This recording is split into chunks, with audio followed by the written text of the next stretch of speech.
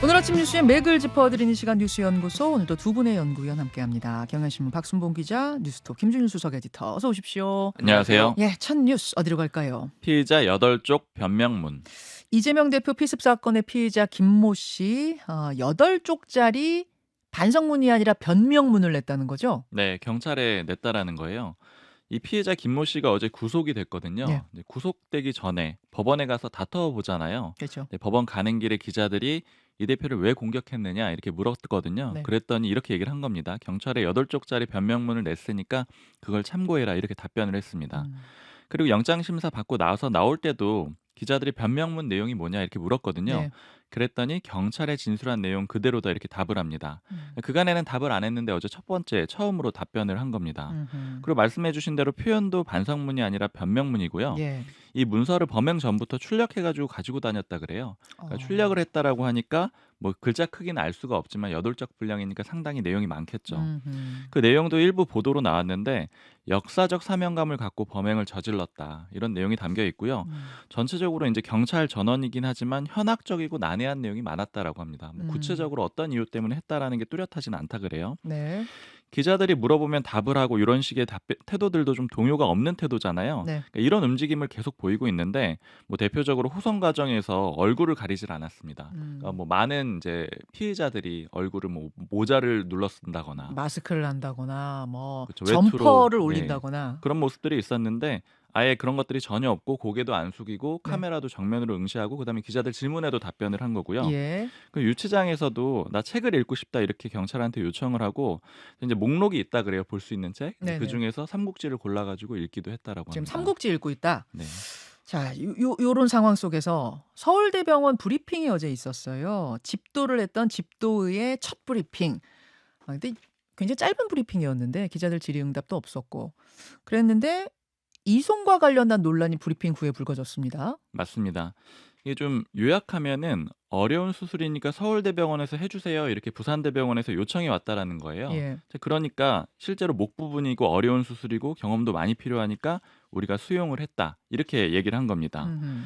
이렇게 서울대병원에서 설명을 한 거는 말씀해 주신 대로 좀 논란이 됐습니다. 왜냐하면 지금 부산대병원 포함해 가지고 지역 의료계에서는 왜 굳이 부산대병원에서 거기도 이제 최종 병원인데 서울대병원으로 이송을 했느냐, 그것도 왜 헬기 타고 갔느냐 이런 지금 반발들이 나오고 있는 상태였거든요. 음. 특히 이 반발이 나오는 비판의 지점들이 크게 세 가지인데 우리는 전원 요청을 안 했다라는 거예요, 부산대병원에서는. 그러니까 이제 그런 이야기들이 있었던 와중에 서울대병원 측에서 부산대병원이 원해서 전원을 했다. 그 요구에 의해서 전원했다 이렇게 얘기를 하니까 부산대병원 측에서 그게 무슨 소리냐. 우리는 수술 준비를 다 끝내놓고 있었는데 가족들, 이 대표 가족들이 원한다 해가지고 이게 이렇게 된 거다. 이제 이런 설명이 나온 거죠. 맞아요. 그리고 부산대병원에서 설명을 하는 거는 그러니까 수술 준비도 다 해 놨었는데 특히나 이송을 하게 되면은 출혈 위험이 있다라는 거죠. 그러니까 음. 그렇기 때문에 반대를 했다라는 겁니다. 그리고 역량이 충분했다라고도 설명을 하고 있는데 혈관외과 교수만 3 명이 있어 가지고 "우리도 할 수 있었다." 이런 얘기고요. 예. 그다음에 인제 마지막 지점은 헬기로 이송한 거, 헬기로 전환한 걸 가지고도 좀 논란이 되고 있어요. 음. 왜냐면은 이제 뭐 일반적으로 생각해 봤을 때는 병원에서 병원 옮길 때 헬기 타고 갈 수 있는 뭐 경우는 거의 없을 거 아니에요. 아주 긴급한 경우에도 헬기가 부족하다 이런 것들이 좀 사회 문제가 됐었죠. 맞습니다. 그래서 예. 굳이 헬기를 이용해서 이렇게 가야 될 일이었느냐 이런 지적도 나오고요. 특히 사건 당일에 정청래 최고위원이 브리핑하는 와중에 이런 표현이 있거든요. "잘하는 병원에서 해야 될 것 같다." 이런 표현이 있었는데 음. 여기에 대해서도 지금 부산 쪽의 의료계에서 이제 반박하는 그런 성명문을 내기도 했습니다. 예. 그리고 어제 건강 상태에 대해서도 내용이 언급이 있었는데 이제 그제 민주당에서 브리핑한 거랑 큰 내용 차이는 없어요. 그냥 목에 1.4cm 길이의 자상이 있었다 이렇게 돼 있고요. 예. 이제 민주당에서 공지한 내용을 보면 이재명 음. 대표는 조금 더 회복이 됐습니다. 그간에 물만 마셨는데 어제 점심부터는 병원에서 주는 미음을 먹었다라고 하고요. 음. 그리고 일부 보도에서는 "만나는 사람한테 새해 복 많이 받으십시오." 이렇게 얘기를 했다라는 보도도 있는데 근데 요거는 저도 확인을 해 보니까 뭐 틀렸다라는 건 아닌데 '그렇게 하기 좀 어려웠을 것 같다.' 이런 좀 측근들의 얘기들은 들었어요. 왜냐면은 음. 지금 주변에 당 관계자가 가까이 가는 사람은 없대요. 그러니까 병원실에 들어가서 멀리서 지켜본 사람들은 있는데 네. 가족들만 옆에 붙어 있었고 그래서 만약에 그런 얘기를 했는지 알려면은 간호사가 얘기해 주지 않는 이상은 몰랐을 것 같은데 이제 자기들은 못 들었다 이런 얘기들을 하는 좀 측근들이 꽤 있었습니다. 음음. 자, 김준일 에디터. 예. 어떤 부분들 주목하셨어요? 일단 뭐 부산대랑 서울대랑 뭐 이렇게 논쟁을 좀 뭐 이렇게 벌이고 있는 거는 좀 예민하다면 예민할 수도 있는데 이게 이 사안에 사실 본질에 조금 뭐 맞닿아 있는 건 아니잖아요. 그러니까 이재명 대표가 이제 급습을 당하고 이제 소위 말해서 지방 의료를 좀 못 믿는 거 아니냐 이런 식의 이제 민주당에서 그런 식의 태도가 나온 거 아니냐라는 건데 이거는 뭐 조금 뭐 별로 본질적인 문제는 아닌 것 같습니다. 어쨌든 다만 이제 그 문제인 예. 것 같아요. 지방 네. 의료를 살려야 한다. 지방에 훌륭한 병원들이 많으면 왜 사람들이 서울로 가서 3시간씩 4시간씩 기다리겠는데 그게 지금 지난해에 큰 화두였는데 예. 훌륭한 지방 병원인 부산대 병원을 두고 이제 지도자급 인사가 간 것에 대한 지방민들의 약간 어떤 그 그쵸. 부분에 대한 서운함 뭐 이런 게 아닐까. 부산대 쪽하고 이제 뭐 부산 지역의 언론에서 그거를 이제 세게 썼어요. 그래서 저는 뭐 그렇게 언론에서 쓸 수도 있는데, 그러니까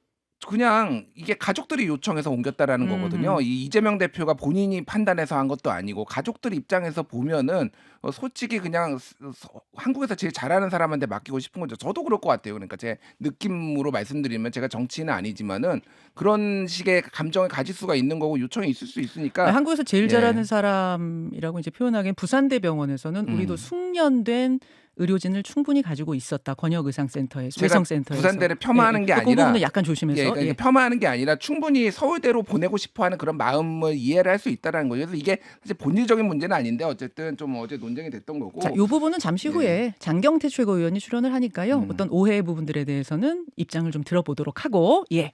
그 이재명 습격범의 그 변명문 뭐 요거를 범행 전에 미리 써놨다. 요게 이제 뭐 오늘 아침에 조선일보가 뭐 단독이라고 한 건데 이렇게 예. 써있다라고 합니다. 윤석열 정부가 들어섰지만 이재명이 당대표로 나오면서 거대 야당 민주당이 이재명 살리기에 올인하는 형국이 됐다. 이대로 총선에서 누가 이기더라도 나라 경제는 파탄난다. 이런 내용이 담겨 있었다고 이제 전해진 거예요. 그래서 예. 아까 얘기했듯이 굉장히 약간 일종의 확신범처럼 이렇게 행동을 해왔다라는 거고, 또 어제 이제 경찰발로에 이제 알려진 거는 8쪽 변명문에서 역사라는 단어가 굉장히 많이 나온다라는 거예요. 그래서 그러니까 자기가 역사적 결단을 위해서 지금 나라를 살리기 위한 구국의 결단을 했다라고 본인 스스로 생각을 하고 했다라는 건데, 이게 문장 자체가 워낙 횡설수설이라고 합니다. 경찰이 보기에는. 그러니까 논리정연하게 쓰인 게 아니라 현학적인 단어들로 다 채워져 있어서 실제 범행 동기를 파악하는 데는 조금 시간이 걸릴 것 같다. 그리고 변명문이라는 단어는 제가 살면서 처음 들어봤습니다. 이런 거는 보통 뭐 반성을 하면 반성문이고 아니면 입장문 아니면 뭐 성명서 이런 거를 얘기를 하는데 네. 변명문이라고 하니까 이분의 이런 상황에 있어서 논리정연하게 뭔가를 본인의 의사 표현을 좀 떨어지거나 어렵거나 뭐 이런 게 아닌가 좀 이렇게 추정이 돼요, 지금 상황이. 예, 예. 자, 이 부분에 대해서 여러 가지 궁금증들 많았고 어제 또 서울대병원의 브리핑 후에도 기자들이 질문을 하고 싶었는데 질문 받는 순서가 없었어요. 오늘 장경태 최고위원 저희가 초대했습니다. 이러저러한 궁금증들, 질문들 제가 직접 하도록 하죠. 다음으로 갑니다. 한동훈 5.18 헌법 수록 찬성. 국민의힘 한동훈 비대위원장 어제 광주에서 한 말이죠. 네, 어제 5.18 민주묘지에 가가지고 이 얘기를 했어요. 어떤 얘기들을 했냐면 광주에 존경심을 가지고 있다. 헌법 전문의 5.18 정신을 수록하는 거에 적극 찬성한다. 그리고 이 정신이 헌법에 들어가게 되면은 헌법이 훨씬 더 풍성해지고 선명해지고 더 자랑스러워질 거다 이런 얘기를 했고요. 그리고 광주에서 그리고 호남에서 정말 당선되고 싶다. 이렇게 당선이 된다라면 값을 매길 수 없는 대단한 승리가 될 거다. 이거 총선에서 얘기를 하는 겁니다. 예. 지금 국민의힘에서도 서진 정책, 그러니까 호남 우대 정책이라고 하잖아요. 호남 중심 정책 뭐 이렇게 표현할 수 있는데 이걸 본격적으로 시작한 것이다 이렇게 설명을 하고 있고요. 실제로 이걸 뒷받침해 주는 게 지금 내일 일산에서 김대중 전 대통령 탄생 100주년 기념식 행사가 있거든요. 여기 한동훈 위원장이 간다라고 합니다. 그리고 또 하나 볼 수 있는 게 5.18 광주민주화운동 폄훼한 인사 바로 징계 조치를 했거든요. 허식 인천시의 의장인데 어제 국민의힘에서 입장문 내가지고 징계 절차 바로 받기로 했습니다. 그러니까 어떤 일을 했었냐면은 지난 2일에 인천시 의원 40명한테 인쇄물을 배포를 했는데 네. 이게 뭐 언론사가 만든 거예요. 근데 제목이 5.18은 DJ 세력 북이 주도한 내란 이렇게 돼 있습니다. 그러니까 이게 논란이 되니까 바로 징계를 했고요. 어제 징계한다라고 입장문도 당에서 냈는데 이렇게 표현된 것도 좀 주목이 되더라고요. 한동훈 비대위원장의 엄정하고 신속한 대응에 따라서 징계를 한다. 이런 내용이 담겨 있습니다. 예, 예. 이런 행보에 대해서 좀 국민의힘 내부에서는 좀 분위기 들어보니까 전반적으로 긍정적으로 평가를 하고 있는데, 근데 이제 지속성이 있어야 된다 이런 얘기들이 좀 나오고 있고요. 그리고 특히 김종인 전 비대위원장하고 이준석 전 대표 때랑 좀 비슷한 것 같다 이런 얘기들을 해요. 왜냐면 이제 김종인 전 위원장이나 이준석 전 대표 모두 호남 중시 정책을 했고, 특히 막말 같은 거 나오면 즉각적으로 징계 조치를 했잖아요. 그러니까 이런 거 좀 벤치마킹한 거 아니냐 이런 얘기들이 있습니다. 그리고 동시에 좀 걱정들도 당에서 많이 있는데, 지금 호남, 뭐 광주 관계 전국을 다니고 있는 그 일정 중에 한 가지잖아요. 그렇죠. 그래서 모 국민의힘 관계자 같은 경우에는 전방 순시를 하고 계시는 것 같다. 그래서 의원들은 물론이고 보좌진들이 많이 없대요. 회관이 좀 텅텅 비어 있다는 거예요. 왜냐하면 한동훈 위원장 올 때 이게 일종의 우리 지역 이렇게 잘하고 있어요 이렇게 보여줘야 되는 기회라서 많이 내려가고 좀 긴장하는 분위기도 있다라고 합니다. 예, 예. 그래요.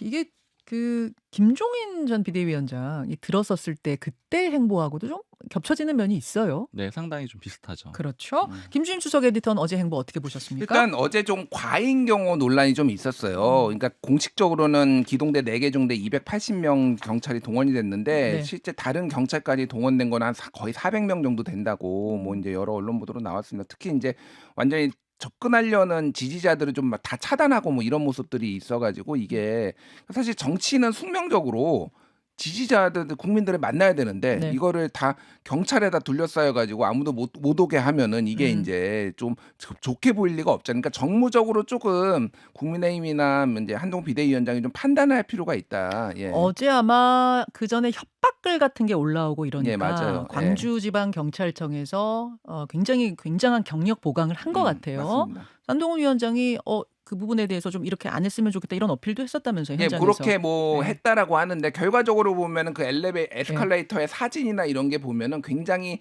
권위적으로 좀 사람이 이제 비춰질 비춰진단 수 말이에요. 있으니까. 예, 그러니까 그런 거는 정무적으로 좀 할 필요가 있고 이 5.18 정신 헌법 이제 전문 수록 같은 경우에는 예. 사실 어제 한동훈 비대위원장이 한 얘기가 전혀 새롭지가 않습니다. 왜 그러냐면 아까 얘기했듯이 이게 김종인도 얘기하고 이준석도 얘기하고 윤석열 후보도 대선 공약으로 얘기를 했거든요. 그래서 지난해도 5.18 정신은 그러니까 헌법 정신이다. 이런 얘기를 5.18에 가서 했어요. 그러니까 이거 광주에 가서 했어요. 윤석열 대통령이 그 이제 그 전문이 아니라 이제 축사에 제가 말하는 거는 이거는 의지의 문제입니다. 그러니까 실행의 문제다 그 말씀이시죠? 실행의 문제예요. 그거 왜냐하면 민주당은 이미 정권 초기부터 이거 그러면은 이제 개헌하자. 필요하면 원포인트 개헌하자라고 했는데 어제 원포인트 개헌에 대해서 굉장히 좀 절차도 있고 뭐 이렇게 이런저런 얘기를 했어요.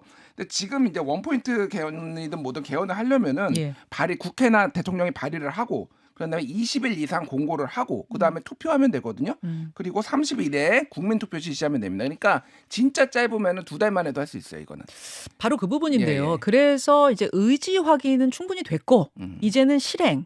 원포인트 개헌으로 가느냐 마느냐 이 부분이 상당히 중요해 보여요. 한동훈 비대위원장이 정말 의지를 가지고 실천하느냐 이걸 보면 되겠죠. 그렇죠. 그러니까 원포인트 개헌 같은 경우에는 뭐 이게 정무적으로 보면은 상당히 국민의힘이 달라졌다라는 모습 그리고 지금의 뭐 정권 심판론이나 이런 거를 상당히 약화시킬 수 있는 부분에서도 오히려 굉장히 좋은 카드가 될 수도 있는 거죠. 예. 자, 어제 광주 행보 정리를 좀 해봤고 세 번째 이슈 갈까요, 박 기자?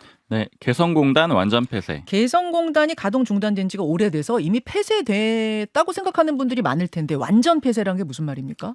이제는 뭐 재개 가능성 자체가 없어졌다 이렇게 보면 될 것 같은데 어제 통일부가 개성공업 지구지원재단을 해산하기로 결정을 했거든요. 네. 이 재단이 뭐냐면은 개성공단을 관리하고 운영하는 기구예요. 근데 요거 자체를 해산시키기로 했으니까 앞으로 여지 자체도 많이 사라졌다라고 볼 수가 있다라는 거예요. 이미 이제 사실 폐쇄된 거나 다름없었지만 그나마의 가능성도 이제는 닫힌 거다. 맞습니다. 이게 2007년에 만들어졌는데 지금 16년 만에 없어지게 된 거고요. 특히 공단은 지금 북한이 마음대로 좀 무단으로 가동하고 있고 특히 지난번에 2020년에 남북 공동연락사무소 폭파됐잖아요. 이것도 개성공단 안에 있는 거거든요. 그 잔해 치우고 있고 이런 움직임들이 있어요. 이렇게 보고 정부에서는 이런 상황 자체가 이제 재개가 안 되겠구나라고 해서 이렇게 좀 해산 조치까지 했습니다. 여기까지 뉴스연구소 두 분 수고하셨습니다. 감사합니다. 김현정의 뉴스쇼는 시청자 여러분의 참여를 기다립니다. 구독과 좋아요, 댓글 잊지 않으셨죠? 알림 설정을 해두시면 평일 아침 7시 20분 실시간 라이브도 참여하실 수 있습니다.